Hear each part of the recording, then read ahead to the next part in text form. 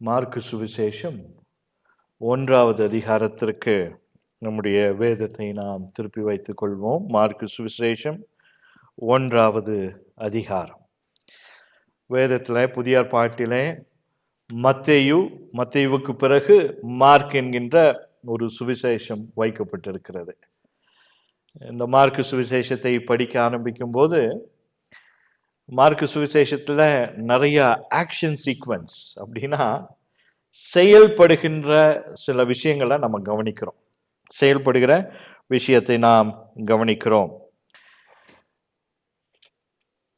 எந்த விஷயத்தையுமே மார்க் எழுதும்போது அவன் திரும்ப திரும்ப சொல்லக்கூடிய ஒரு வார்த்தை என்னன்னா உடனே அப்படிங்கிற ஒரு வார்த்தையை இந்த சுவிசேஷத்துல அடிக்கடி அவர் சொல்லுவார். உடனே அப்படின்னா உடனேனா என்ன அர்த்தம்? உடனேனா என்ன அர்த்தம்?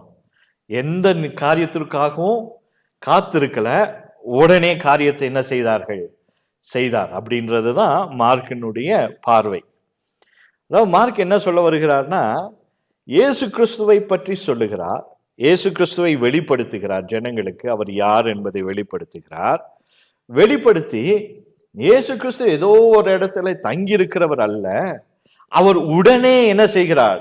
செயல்படுகிற ஆண்டவராய் இருக்கிறார் என்பதை மார்க்கு தன்னுடைய சுவிசேஷத்தில் என்ன செய்கிறார்? வெளிப்படுத்தி கொண்டிருக்கிறார். மார்க்கினுடைய சங்கதிகளை எல்லாம் பேதுருவின் இடத்துல அவன் இருந்த போது, ஆக்சுவலா மார்க்க நீங்க பத்தி வேதத்துல படிக்கும் போது பவுலோடு கூட அவன் என்ன செஞ்சான்? ஊழியம் செய்தான். பவுலோடு ஊழியம் செய்து பவுலுக்கும் அவருக்கு ஒரு சின்ன என்ன வந்துருச்சு? ஒரு மிஸ் அண்டர்ஸ்டாண்டிங் வந்துருச்சு. சிறிய பையன்தான், ஆனா ஒரு சின்ன மிஸ் அண்டர்ஸ்டாண்டிங் வந்த உடனே மார்க்கை விட்டுட்டு பவுல் என்ன செஞ்சிட்டாரு? பிரயாணத்துல போயிட்டார், மிஷினரி பிரயாணத்துல போயிட்டார். ஆனா மார்க்கு திரும்பவும் என்ன செய்கிறான்? நம்ம பிற்பாடு படிக்கிறோம், மார்க்கு மறுபடியும் ஊழியத்துல இணைந்து அப்போஸ்தலர் நடபடிகள்ல நீங்க படிக்கும்போது அந்த சம்பவம் எல்லாம் படிக்கலாம். திருப்பியும் ஊழியத்துல இணைந்து அவன் தொடர்ந்து ஊழியம் செய்கிறான்.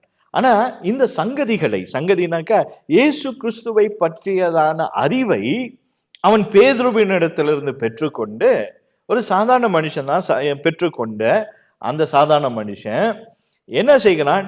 ஜனங்கள் எல்லோரும் இயேசு கிறிஸ்துவை தேவனாக வாழ்க்கையிலே அறிந்து அவரை பின்பற்ற வேண்டும் என்பதுதான் மார்க்கினுடைய நோக்கமாயிருக்கிறது. போதும், நமக்கு இந்த பின்னணி போதும். இதுக்கு மேல நம்ம நிறைய பின்னணியை நம்ம என்ன செய்ய வேண்டாம், படிக்க வேண்டாம். இந்த பின்னணி போதும். இப்போ மார்க்கினுடைய நோக்கம் என்ன? இயேசு கிறிஸ்துவை கொண்டு போய் என்ன செய்யறாரு? வெளியே காண்பிக்கிறார். அதான் மார்க்கினுடைய நோக்கம். இன்னைக்கு என்னுடைய பிரசங்கத்தினுடைய தலைப்பு என்னன்னா, என்னை அறிந்தவர் என்னை நடத்துவார். The one who knows you will lead you. என்னை அறிந்தவர் என்னை நடத்துவார். அறியாதவர் என்னை என்ன செய்ய முடியாது?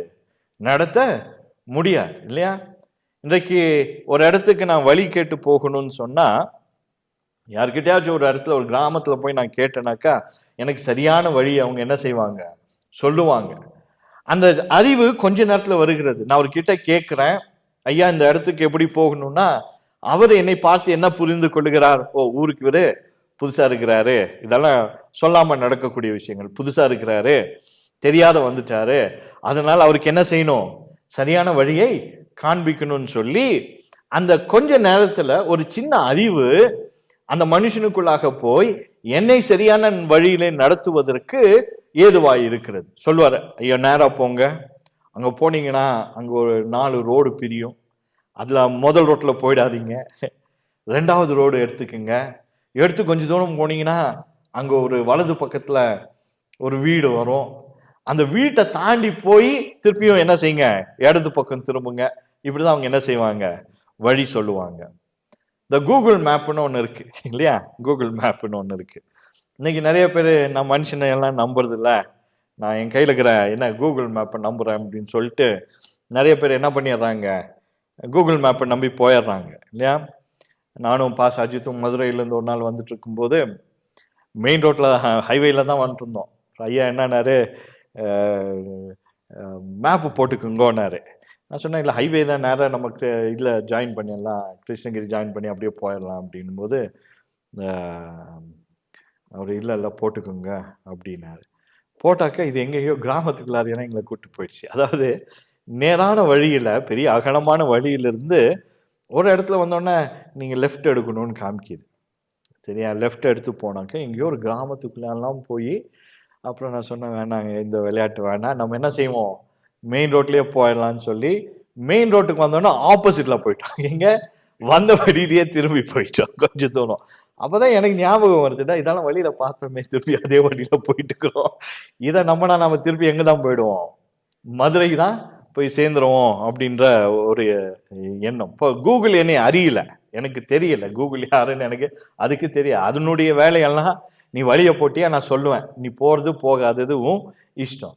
ஆனா அறிவோடு கூட நம்மை நடத்துகிற ஒரு காரியம் என்னவென்றால், தேவன் சரியான பாதையில நம்மளை என்ன செய்வாரு, நடத்துவார். மார்க்கினுடைய வாழ்க்கையில அதை தான் ஆண்டவர் வச்சிருக்கிறார். என்ன வச்சிருக்கிறாரு, மார்க் நான் உன்னை அறிஞ்சிருக்கிறேன், நீ என்னை இந்த உலகத்திற்கு வெளிப்படுத்த வேண்டியது உன்னுடைய பொறுப்பு. அதனால மார்க் அவர் என்ன செய்கிறார், இந்த விதத்துல இந்த சுவிசேஷத்தின் மூலமாக இயேசு கிறிஸ்துவை வெளிப்படுத்துகின்ற ஒரு பெரிய நோக்கத்தை மார்க்கின் மேலே ஆண்டவர் வைக்கிறார். மார்க் அதை எப்படி கொண்டு வர்றாருன்னு பார்க்கலாம். அந்த வசனத்தை பார்க்கலாமா? 1வது வசனத்துல வாசிக்கிறோம், தேவனுடைய குமாரனாகிய இயேசு கிறிஸ்துவினுடைய சுவிசேஷத்தின் ஆரம்பம். எப்படி மார்க் ரொம்ப அழகா ஆரம்பிக்கிறார்ல. எப்படி ஆரம்பிக்கிறாரு, நம்ம இதை திரும்ப திரும்ப படிக்கிறதுனால அதனுடைய ஆழத்தை நம்ம நிறைய முறை விட்டுறோம். என்ன சொல்றாரு, தேவனுடைய, அப்ப யார ஃபர்ஸ்ட் கொண்டு வர்றாரு, தேவன், அவருடைய குமாரன், அவருடைய குமாரனாகிய இயேசு கிறிஸ்துவினுடைய நற்செய்தி. இல்லையா? இயேசு கிறிஸ்துவினுடைய நற்செய்தி. இன்னொரு வார்த்தையில சொல்லணும்னா, கடவுள் தேவன் மனிதனுக்கு கொடுக்கக்கூடிய ஒரு நற்செய்தியை மார்க்கு கொண்டு வந்து உலகத்திற்கு வைக்கிறார். அந்த நற்செய்தி என்னன்றதை நம்ம பின்னாடி படிக்கலாம். அந்த நற்செய்தி என்ன, அந்த நற்செய்தியை உலகத்திற்கு சொல்வதற்கு முன்பதாக இதுல ஒரு சில சம்பவங்களை மார்க்கு இணைக்கிறார். ஒரு சில சம்பவங்களை மார்க்கு இணைத்து பேசுகிறார். அதாவது, நான் இயேசு தேவனுடைய குமாரனாகிய இயேசு கிறிஸ்துவை பற்றி சொல்லக்கூடிய விஷயம் சாதாரண விஷயம் இல்ல. இது ஏற்கனவே தீர்க்கதரிசிகளினால் என்ன செய்யப்பட்டது, உரைக்கப்பட்ட ஒரு விஷயம். அதனால அதை நான் உங்களுக்கு அறிவிக்கிறேன் அப்படிங்கிறது தான் மார்க்கினுடைய நோக்கமாய் இருக்கிறது. தேவனுடைய குமாரனாகிய கிறிஸ்து. இன்றைக்கு திருச்சபை வரலாற்றிலே, திருச்சபையை இன்றைக்கு இயேசு கிறிஸ்துவினுடைய முதலாம் வருகையை நினைக்கக்கூடிய நாட்கள் இன்றையிலிருந்து ஆரம்பமாகிறது. அட்வென்ட் என்று சொல்வார்கள். அட்வென்ட் என்றால் ஆண்டவருடைய முதல் வருகை. அட்வென்ட் என்றால் வருகை. முதல் வருகை என்ன, இயேசு கிறிஸ்து குழந்தையாக என்ன செய்கிறார், இந்த பூமியில பிறக்கிறார். அதுதான் அவருடைய முதல் வருகை. ஏன் உலகத்துல அவர் தேவனாக பிறக்கிறார், மனுஷனாக பிறக்கிறார்னா, வேதம் ஏற்கனவே சொல்லப்பட்டிருக்கிற வார்த்தை என்னன்னா, இவர்தான் உலகத்தினுடைய பாவத்தை சுமந்து தீர்க்கின்ற தேவாட்டுக்குட்டி. அப்போ தேவனுடைய குமாரனாகிய கிறிஸ்துவினுடைய நற்செய்தி என்னன்னா, ஒரு விதமான அடிமைதனத்திற்குள்ளாக இருப்பவர்களை விடுவிப்பதுதான் தேவனுடைய குமாரனாகிய கிறிஸ்துவினுடைய நற்செய்தி. விடுவிக்கிறவர் நான், உங்களை தூக்கி எடுக்கிறவர் நான். நீங்க எதிரையோ ஒரு காரியத்துல சிக்கி தவிக்கிறீங்க, குறிப்பா பாவம் இல்லையா, பாவத்துல சிக்கி தவிக்கிறீங்க. இந்த பாவமானது உங்களையும் தேவனையும் என்ன செய்யல, இணைக்கல. உங்களுக்கும் தேவனுக்கும் ஒரு பிரிவினையை உண்டாக்கிருச்சு. ஏசாயால தான் வாசிக்கிறோம், உங்கள் பாவங்களே உங்களையும் உங்கள் தேவனையும் என்ன செஞ்சிருக்கு, பிரித்து வைத்திருக்கிறது, இணைக்கப்பட முடியல. அப்போ இந்த இணைப்பு துண்டித்த உடனே மனுஷனுடைய குணம் மாறுது, அவன் மிருகமாய் மாறிக்கொண்டிருக்கிறான், அவனுடைய சிந்தை மாறுகிறது, செயல் மாறுகிறது. அப்படி இருக்கும்போது இதிலிருந்து ஒரு விடுதலை கொடுப்பதற்காக யார் வரா, இயேசு கிறிஸ்துவை கொண்டு வரார். அதுதான் தேவனுடைய குமாரனாகிய இயேசு கிறிஸ்துவின் சுவிசேஷம். மீட்கிறவர் என்பதுதான் சுவிசேஷத்தினுடைய சாராம்சம். மீட்கிறவர். எதிலிருந்து மீட்கிறவர்? பாவத்திலிருந்து மீட்கிறவர், அக்கிரமத்திலிருந்து மீட்கிறவர். வேதம் சொல்லுது இல்லையா, என்ன சொல்லுது, அவர் நம்முடைய பாவங்களை ஏற்றுக்கொண்டார், நம்முடைய அக்கிரமங்களை ஏற்றுக்கொண்டார், சமாதானத்தை உண்டு பண்ணும் ஆக்கினை அவர் மேல் வந்தது. அந்த பாக்கியத்தை தான் தேவனாகிய கிறிஸ்துவின் மேலே வைக்கப்பட்ட அந்த சுவிசேஷத்தை தான் மார்க்கு சொல்லுகிறார். சரி, இந்த சுவிசேஷத்தை உலகத்திற்கு சொல்வதற்கு முன்னாடி மார்க் சில விஷயங்களை உறுதிப்படுத்துகிறார். என்ன சொல்றாரு? 2வது வசனத்துக்கு வரலாம். இதோ நான் என் தூதனை உமக்கு முன்பாக அனுப்புகிறேன், அவன் உமக்கு முன்னே போய் உமக்கு வழியை ஆயத்தம் பண்ணுவான் என்றும், கர்த்தருக்கு வழியை ஆயத்தப்படுத்துங்கள், அவருக்கு பாதைகளை செவை பண்ணுங்கள் என்று வனாந்தரத்திலே கூப்பிடுகிறவனுடைய சத்தம் உண்டாகும் என்று தீர்க்க தரிசன ஆகமங்களிலே எழுதியிருக்கிற பிரகாரமாய் இந்த காரியத்தை அவர் சொல்றார். அப்போ இயேசு கிறிஸ்து வருவதற்கு முன்பதாக வழியை ஆயத்தம் பண்ணுகிறவன் யாரோ ஒருத்தர் சொல்றார் இல்லையா? ஆண்டவர் வருவதற்கு முன்பதாக இங்க வழியை ஆயத்தம் பண்ணுகிறார். அப்ப நல்லா நம்ம கவனிக்க வேண்டிய ஒரு காரியம் என்னவென்றால், தேவனுடைய கிருபையினுடைய ஐஸ்வரியத்தை, தேவனுடைய மகிமையினுடைய ஐஸ்வரியத்தை மனுஷனுக்கு கொண்டு போய் காண்பிப்பதற்கு முன்பதாக ஒரு மனிதனை குறித்து அவர் பேசுகிறார். அவர் தான் யாரு? யோவான் இல்லையா? லூக்கா சுவிசேஷத்துல இந்த யோவான் எப்படி பிறக்கிறாரு, அவருடைய வேலை என்ன என்பது அங்க நம்ம வாசிக்கிறோம். ஆனா இந்த யோவான் ஏன் வருகிறார்?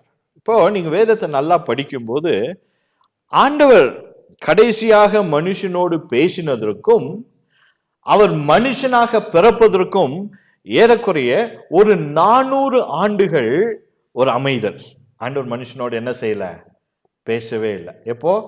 அவர் கடைசியாய் மனுஷனோடு பேசினதற்கும் அவர் மனுஷனாய் பிறப்பதற்கும் இடையே ஒரு 400 ஆண்டுகள் அமைதி. த சைலண்ட் இயர்ஸ் என்று ஆங்கிலத்தை சொல்லுவாங்க. அமைதியான நாட்கள். மனுஷனோட ஆண்டவர் என்ன செய்யல? பேசவே இல்லை. ஏன் பேசல? மனுஷனுடைய இருமாப்பு பெருகிருச்சு, மனுஷனுடைய எண்ணங்கள் ரொம்ப ஆக்ரோஷமா மாறிடுச்சு. ஆண்டவர் பார்த்தாரு, இவன்ட்ட பேசி பிரயோஜனம் இல்லை. நிறைய பேசணும், தீர்க்கதரிசி அனுப்பிச்சு பேசணும், கொலை பண்ணிட்டான் இல்லையா? மோசே சட்ட நியாய பிரமாணங்களை கொடுத்தோம், ஒண்ணுமே அவன் கடைபிடிக்கல. திரும்பி என்கிட்ட வாங்க, விக்கிரகத்தை வணங்காதீங்கன்னு சொன்னா அவன் கேட்கல. அதனால இவனோடு பேசுறதுல அர்த்தம் இல்லைன்னு சொல்லி ஆண்டவர் என்ன செஞ்சிட்டாரு? அமைதியாயிட்டாரு. ஆனா அமைதியானவர் அமைதியாகவே இருக்கல. இயேசு கிறிஸ்துவை உலகத்திற்கு கொண்டு வருவதற்கு முன்பதாக அவர் ஏசாயாவின் மூலமாக, தீர்க்கதரிசியின் மூலமாக இப்படி ஒரு சம்பவம் நடக்கும். யாரு? வனாந்தரத்திலே கூப்பிடுகிறவனுடைய சத்தம். அவன் என்ன செய்யறான்? வழியை ஆயத்தம் பண்ணுங்கள்னு கத்திட்டு ஓடுறான், முன்னாடி ஓடுறான். இதுதான் ஃபோர் ரன்னர். ராஜா வருவதற்கு முன்னாடி அரண்மனையில அதுக்குன்னு ஒரு ஆள் நியமிக்கப்பட்டிருப்பார் இல்லையா? ஒரு அதிகாரி நியமிக்கப்பட்டிருப்பார். அவர் என்ன செய்வாரு? ராஜா வரார், இத்தனாவது என்ன, இந்த ராஜாவினுடைய வம்ச வரலாறு எல்லாம் சொல்லி இவர் வராருன்னு சொல்லும் போது அவையெல்லாம் என்ன செய்வாங்க? எழுந்திருப்பாங்க. அவர் வந்து அந்த சிங்காசனத்துல உட்கார்ந்ததுக்கு அப்புறம் தான் மற்றவர்களெல்லாம் உட்காருவாங்க. இதுதான் நடைமுறை. இன்னைக்கு இப்போ 2 நாளைக்கு முன்னாடி கவர்னர் வந்தாங்க, பிரசிடென்ட் வந்தாங்க. இன்னைக்கு வந்துட்டு கவர்னர் இந்த வழியில வராருன்னு சொன்னா அவரு சிம்ஸ் பார்க்ல இருக்கிறதுக்கு முன்னாடியே ஒரு பைலட் முன்னாடி போகும் இல்லையா? பார்த்துருக்கீங்களா? ஒரு வண்டி லைட் வச்சுட்டு கத்திட்டு போகும் முன்னாடி. அந்த வண்டி முன்னாடி போயிடுச்சுன்னா அந்த வழியில இருக்கக்கூடிய காவலர்கள் மற்றவர்கள் எல்லாம் புரிஞ்சுக்குவாங்க, ஓ பின்னாடி முக்கியமான நபர் வரார். முன்னோடியாக அவர்கள் என்ன செய்வார்கள்? அறிவித்து கொண்டு போவார்கள். இந்த மாதிரி நாட்டினுடைய தலைவர் இந்த வழியில வராரு, எல்லாருமே என்ன செய்யுங்க? ஒதுங்கி நில்லுங்க, அவருக்கு மரியாதை கொடுங்க அப்படின்பதுதான் அதனுடைய நோக்கம். அப்போ இயேசு கிறிஸ்து வராருன்னு போது இவன் முன்னாடி ஓடுறான். யாரு?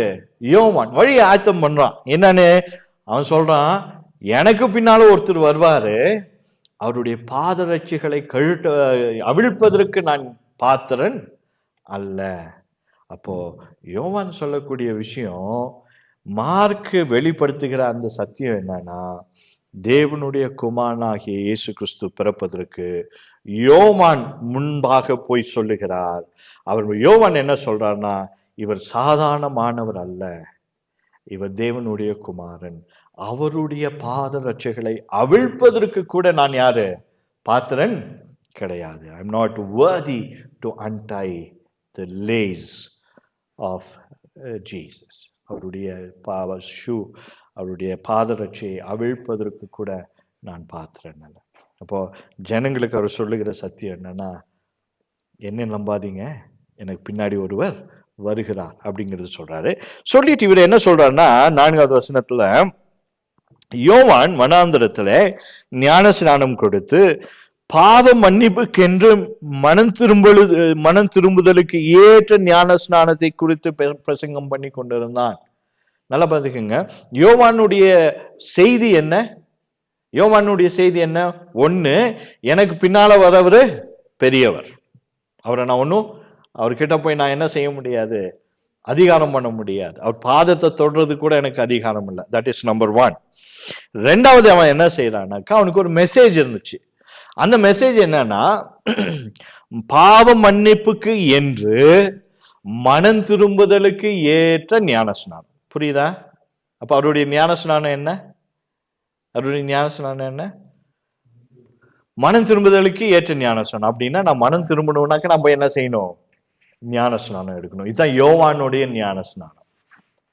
ஆனா பிற்காலத்துல ஆண்டவர் சபைக்கு கொடுத்த வாக்குல அவர் ஞானஸ்நானத்தை பற்றி பேசும்போது என்ன சொன்னார்னா, நீங்க போய் சர்வ சிருஷ்டிக்கும் சுவிசேஷத்தை பிரசங்கித்து அவர்களை சீஷராக்கி, அதுக்கப்புறம் பிதா குமாரன் பரிசுத்த ஆவி நாமத்தினால அவருக்கு என்ன செய்யுங்க.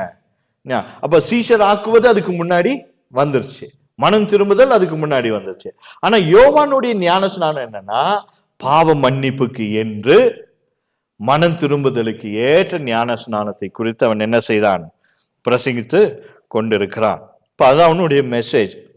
அப்போ யூதா தேசம் தான் நிறைய பேர் அவர்கிட்ட வந்து அவன் இடத்திற்கு போய் தங்கள் பாவங்களை அறிக்கையிட்டு யோர்தான் நதியிலே அவனால் ஞான ஸ்நானம் பெற்றார்கள். அப்ப இந்த ஃபோர்ரன்னர், முன்பாக ஓடி வேலை செய்கிறவன், அவனுக்கு நியமிக்கப்பட்டிருக்கக்கூடிய காரியத்தை அவன் செய்து கொண்டிருக்கிறான். இன்னொரு வார்த்தையில சொல்லணும்னா, ஆண்டவர் அவனை முழுமையாக அறிந்து வைத்து அவன் மூலமாக ஒரு கிரியையை உலகத்துல அவர் ஸ்தாபிக்கிறார். அவன் மூலமாக நிறைய ஜனங்களை நடத்துவதற்கு அவனை பயன்படுத்துகிறார். இந்த யோவான் ஸ்நானகன்.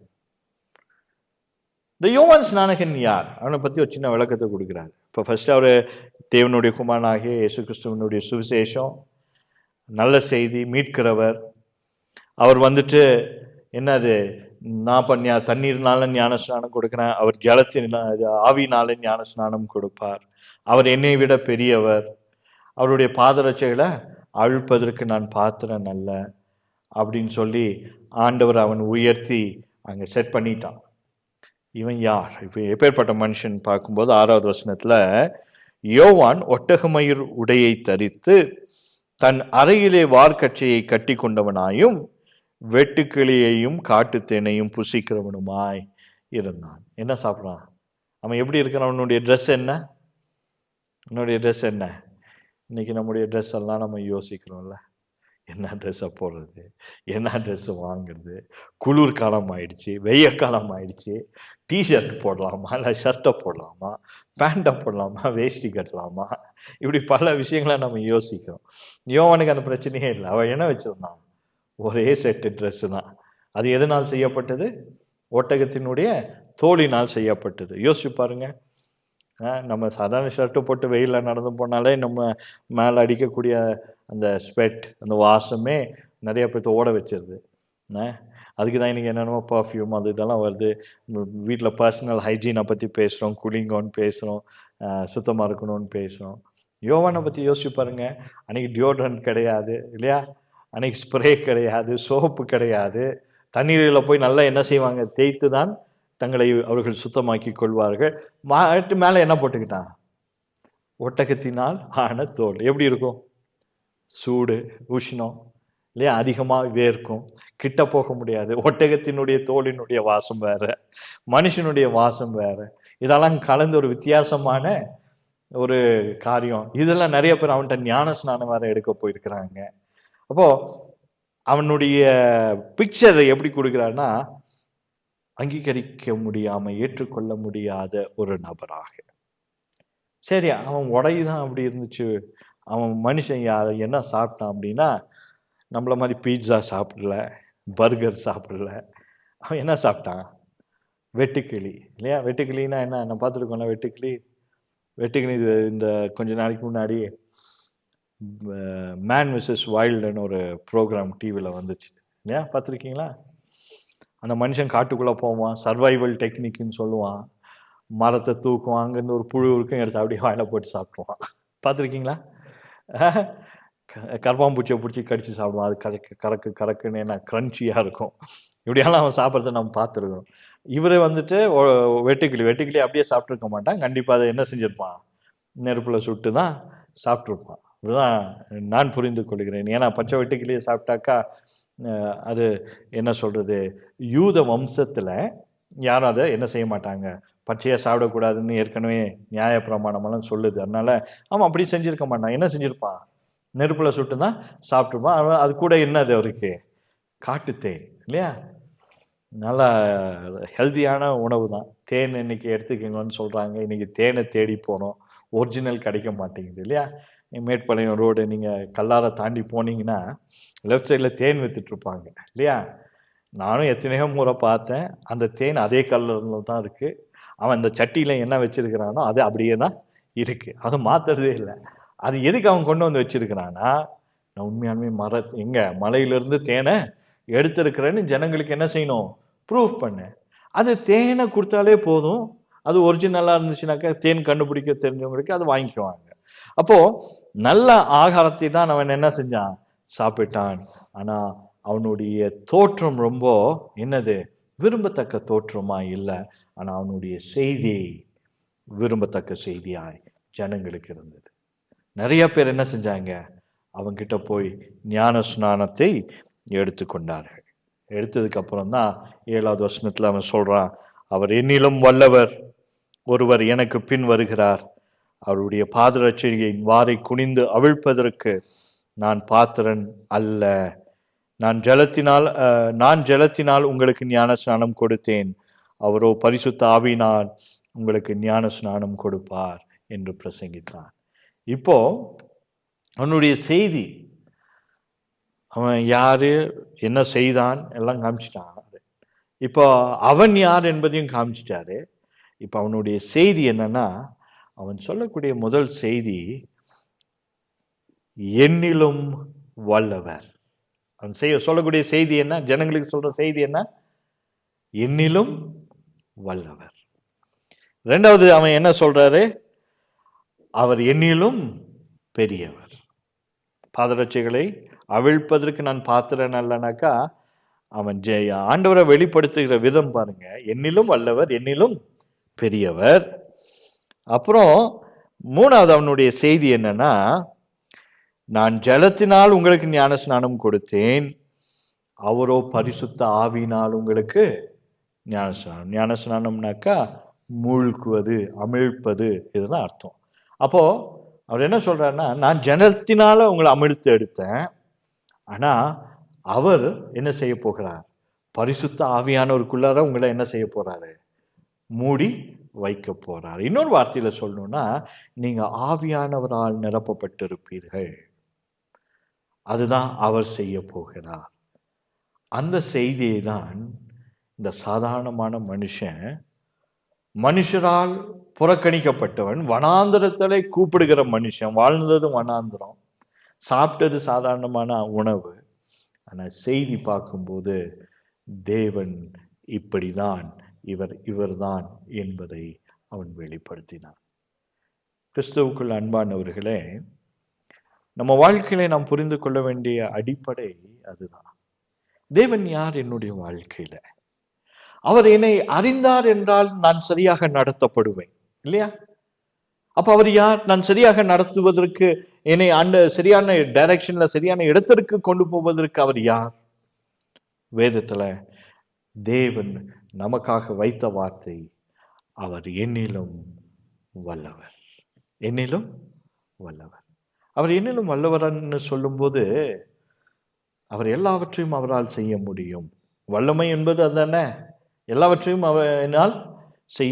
அவரால் செய்ய முடியும். நான் என்ன செய்ய முடியும்? எனக்கு கொடுக்கப்பட்டதிலிருந்து நான் உருவாக்க முடியும்.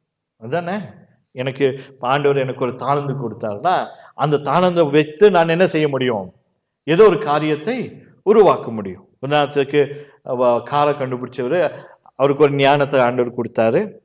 அந்த ஞானத்தை வைத்து ஒரு வாகனத்தை அவன் என்ன செய்தான்? உருவாக்கினான். அந்த வாகனம் ஒவ்வொரு முறை கொஞ்சம் வித்தியாசம் அடைந்து அது கூட இன்னொருடைய இன்புட்டு இதெல்லாம் சேர்த்து சேர்த்து சேர்த்து இன்றைக்கு வித்தியாசமான விதங்களிலே வாகனங்கள் நம்முடைய கண்களுக்கு முன்னாக என்ன செய்கிறது? ஓடிக்கொண்டு இருக்கிறது. அப்போ எனக்கு கொடுக்கப்பட்டதை வைத்துதான் நான் உருவாக்க முடியும். ஆனால் ஆண்டவர் உருவாக்குகிறவர். அவருடைய வல்லமை குறித்து நம்ம வேதத்திலே வாசிக்கும் போது அவர் ஒன்றும் இல்லாமையிலிருந்து உருவாக்குகிற ஆண்டவர். இந்த அட்வென்ட் நாட்களிலே இந்த முதலாம் வருகையினுடைய நாட்களை நினைக்கும் போது மரியாளுக்கு ஆண்டவர் கொடுத்த வார்த்தை அதுதான். என்ன?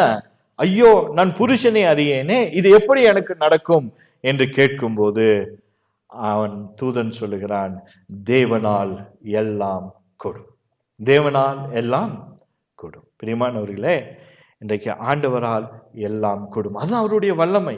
அததான் யோவான் சொல்றாரு. இந்த நற்செய்தியை மார்க்கு ஜனங்களுக்கு சொல்லும் போது யோவான் இந்த விஷயத்தை சொல்லுகிறார். தேவன் இப்பேற்பட்டவர், இப்பேற்பட்ட தேவன் உங்களுக்குள்ளாக வந்து நிற்க போகிறார். அவர் உங்களிலும் வல்லமை உடையவர், என்னிலும் வல்லமை உடையவர், எல்லாவற்றையும் செய்யக்கூடியவர். அந்த தேவன் தான் நம்முடைய ஆண்டவர். அதனால நான் எல்லாவற்றுக்கும் யாரை சார்ந்துதான் இருக்க வேண்டியிருக்கு? ஆண்டவரை சார்ந்து இருக்க வேண்டியிருக்கு, என்னை சார்ந்தல்ல. ஏன்னா என்னை சார்ந்து நான் இருக்கும்போது நான் தப்பான கணக்கு போட்டுருவேன். ஆண்டவரை சார்ந்து இருக்கும் போதுதான் நான் எவ்வளவு குறைவானவன் என்பதை புரிந்து கொள்ள முடியும். எனவே என்னிலும் வல்லமை உள்ளவர். இரண்டாவது, அவர் என்னிலும் பெரியவர். அவர் என்னிலும் பெரியவர். என்னிலும் பெரியவர் என்று சொல்லும் போது நம்ம நினைச்சிட்டு இருக்கிறோம் நாம பெரியவர்கள் இல்ல. வளர்ந்துட்டேன், 40-50 வயசு ஆயிடுச்சு, 60 வயசு ஆயிடுச்சு, 80 வயசு ஆயிடுச்சு, நான் பெரியவன் இல்லை. 100 வயசானாலும் சரி, 200 வயசானாலும் சரி, 500 வயசானாலும் சரி, இல்லையா? மெத்துசலா கிட்டத்தட்ட 900 வருஷம் பக்கம் வாழ்ந்தான். அவனிலும் பெரியவர் யாரு? நம்மை உண்டாக்கின ஆண்டவர். அப்போ ஆண்டவரை பற்றியதான் அந்த பிக்சர் எனக்கு கிடைக்கும் போது, ஆண்டவரை பற்றி நான் பார்க்கும்போது நான் பார்க்கிறேன், ஐயோ நான் இவ்வளோ இதா, இப்ப நான் என்ன நினைக்கும் போது ஒண்ணுமே இல்லையே, எனக்கு மேல இவ்வளோ பெரியவர் இருக்கிறாரா? அந்த எண்ணம் எனக்குள்ளாக வரும்போது நான் என்னை தூக்கி அவருடைய கரத்துல கொடுத்து என்ன தெரியுமா சொல்லுவேன்? எனக்கு ஒன்றும் தெரியாது, எனக்கு ஒன்றும் பார்க்க முடியல, என்ன நடக்கும்னு எனக்கு தெரியாது. அதனால என்னிலும் பெரியவராய் இருக்கக்கூடிய நீங்க, என்னிலும் வல்லமை உள்ளவராய் இருக்கக்கூடிய நீங்க என்னை நடத்துங்க ஆண்டவரே என்ற ஒரு அர்ப்பணம் எனக்குள்ள என்ன செய்யும்? வந்து நிற்கும். இதுதான் ஆண்டவர் நமக்கு கற்றுக் கொடுக்கிற பாடம். என்னிலும் பெரியவர், என்னிலும் வல்லமை உள்ளவர். அவர் என்ன செய்ய போகிறார்? உங்களை தேவனுக்குள்ளாக உங்களை கொண்டு போக போகிறார். ஆவியானவருக்குள்ளாக நம்மை கொண்டு போய் வைக்க போகிறார். ஒரு மனிதன் சொன்னான், நான் தேவனை பற்றி பேச பேச, அவரை பற்றி அறிய அறிய நான் எவ்வளவு சிறியவன் என்பதை நான் புரிந்து கொள்ளுகிறேன். தேவனை பற்றி நான் பார்க்க பார்க்க, தேவனை பற்றி அறிய அறிய நான் எவ்வளவு சிறியவன் என்பதை புரிந்து கொள்கிறேன். அப்ப எனக்கு ஆணவம், என்னுடைய தலகணம், என் பெருமை, என்னுடைய என்னது நான் தான் என்கின்ற அந்த கர்வம் எதுவுமே இல்லை. ஏன்னா நான் சிறியவன் தான். ஏன் நான் சிறியவன் தான்? என்னிலும் பெரியவர் ஒருவர் இருக்கிறார். அவர் கருவுக்குள்ளாக, தேவனுக்குள்ளாக என்னை கொண்டு போய் வைக்கிறவர். ஆவியானவரால் நான் மூடப்படுகிறவன். அப்ப ஆவியானவரால் நான் மூடப்படும் போது தேவனுடைய குணாதிசயங்கள் எனக்குள்ள என்ன செய்கிறது? கிரியை செய்கிறது. அப்ப நான் என்னை வெளிப்படுத்தும் போது நான் யாரை வெளிப்படுத்துகிறேன்? ஆண்டவரை வெளிப்படுத்துகிறேன். அவருடைய அன்பை வெளிப்படுத்துகிறேன். அவருடைய சமாதானத்தை வெளிப்படுத்துகிறேன். நான் மற்றவர்கள் போல நான் பதற்றம் அடையல, மற்றவர்களை போல நான் துக்கம் அடையல, மற்றவர்களை போல நான் சங்கடம் அடையல. காரணம் என்னன்னா, நான் ஆண்டவருக்குள்ளாக இருக்கிறேன். பவுல் சொல்றாருல, அந்த மரணத்தை பற்றி 1 தெசலோனிக்கேயர் 4வது அதிகாரத்துல பேசும்போது பவுல் சொல்றாரு, மற்றவர்கள் துக்கித்து அழுகிறத போல நீங்க என்ன செய்ய வேணாம்? அழ வேண்டாம். மற்றவர்கள் துக்கித்து அறிவில்லாது இருக்க எனக்கு மனதில்லை. நீங்க அப்படி இருக்கக்கூடாது. அவன் செய்வான், உலகத்தின் மனுஷன் செய்வான். ஆனால் நீங்கள் தேவனுக்குள்ளாய் மூடப்பட்டவர்கள், தேவனுக்குள்ளாய் இருக்கிறவர்கள், ஆவியானவரால் நிரப்பப்பட்டவர்கள், அந்த கிருபையினுடைய ஐஸ்வர்யத்திற்குள்ளாக தான் நாம் நிற்க வேண்டுமே தவிர அதற்கு வெளியே நாம் இல்லை என்பதை தான் ஆண்டவருடைய வார்த்தை கற்றுக் கொடுக்கிறது. அப்ப என்னை அறிந்தவர் என்னை நடத்துவார் இல்லையா? அவர் என்னை அறிந்திருக்கிறார். இன்றைக்கு கேள்வி, நான் அவரை அறிந்திருக்கிறேனா? என்னை அறிந்தவர் என்னை நடத்தும் போது, நான் அவரை அறியும் போது சரியாக நான் நடத்தப்படுவேன். மார்க்கு அதை நான் இயேசு கிறிஸ்துவினுடைய நற்செய்தியாக ஜனங்களுக்கு கொண்டு போய் வைக்கிறார். உங்களிலும் வல்லவர், உங்களிலும் பெரியவர், உங்களை தேவனுக்குள்ளாக கொண்டு போகிறவர்.